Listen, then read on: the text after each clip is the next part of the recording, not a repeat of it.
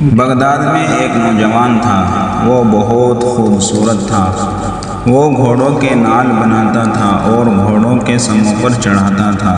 نعل بناتے وقت تپتی بھٹی میں سرخ شعلوں کے اندر وہ نعل رکھتا اور پھر آگ میں اسے کسی اوزار کے ساتھ نہیں بلکہ آگ میں ہاتھ ڈال کر تپتے ہوئے شعلوں میں سے نعل کو نکال لیتا۔ لوگ اسے دیکھ کر دیوانہ کہتے اور حیران ہوتے کہ اس پر آگ کا کوئی اثر کیوں نہیں ہوتا۔ وہیں پر ایک شخص نے یہ دیکھا تو اس نے تجسس سے اس نوجوان سے پوچھا کہ اسے گرم لوہا پکڑنے سے کیوں کچھ نہیں ہوتا۔ اس نوجوان نے جواب دیا کہ وہ جلدی میں لوہے کو اٹھا لیتا اور اب اس پر ایسی کیفیت طاری ہو گئی ہے کہ میرا ہاتھ اس آگ کو برداشت کرنے کا عادی ہو گیا ہے اور اسے کسی اوزار کی ضرورت نہیں پڑتی۔ تو اس شخص نے کہا کہ میں اس بات کو نہیں مانتا، بات تو کوئی اور ہے۔ اس نے نوجوان سے کہا کہ مجھے اس کی حقیقت بتاؤ۔ تو اس نوجوان نے بتایا کہ بغداد میں ایک نہایت حسین و جمیل لڑکی تھی۔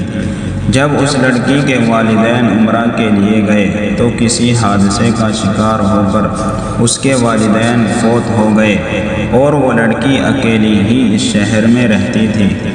اب اس لڑکی کو سمجھ نہیں آ رہی تھی کہ وہ کیسے زندگی گزارے۔ ایک بار وہ نہایت پریشانی کی حالت میں میرے پاس آئی۔ میں نے اس لڑکی سے اکیلے پھرنے کی وجہ پوچھی تو اس نے سارا واقعہ مجھے بتایا۔ میں نے اس سے کہا کہ شام کو تم میرے گھر آنا اور میرے ساتھ کھانا کھانا۔ تو شام کو وہ لڑکی میرے گھر آ گئی اور میں نے اس سے کھانا پیش کیا۔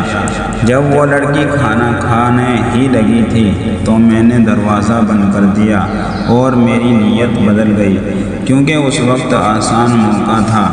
جب میں نے دروازہ بند کیا تو اس لڑکی نے کہا میں پہلے ہی بہت مایوس ہوں، خدا کے لیے میرے ساتھ ایسا نہ کرو۔ وہ نوجوان کہنے لگا میرے سر پر برائی کا بھوت سوار تھا۔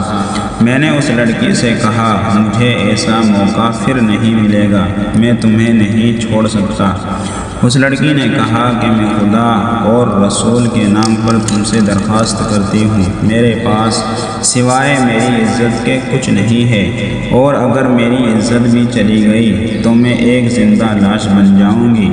اس نوجوان نے کہا کہ لڑکی کی یہ بات سن کر خدا جانے مجھ پر کیا ہوا۔ میں نے دروازہ کھول دیا اور اس لڑکی کے سامنے ہاتھ باندھ کر کھڑا ہو گیا اور کہا مجھے معاف کر دینا، میرے اوپر شیطانی کیفیت طاری ہو گئی تھی۔ یہ سن کر اس لڑکی نے کہا اے اللہ، اس نوجوان پر نہ صرف دوزخ کی بلکہ ہر طرح کی آگ حرام کر دے۔ نوجوان نے کہا لڑکی یہ دعا دے کر چلی گئی۔ ایک دن میرے پاس اوزار نہیں تھا اور میں نعل کو گرم کر رہا تھا تو میں نے نعل کو نکالنے کے لیے ہاتھ آگے ڈال دیا لیکن میرے ہاتھ پر آگ کا کوئی اثر نہ ہوا۔ میں حیران ہوا اور پھر مجھے اس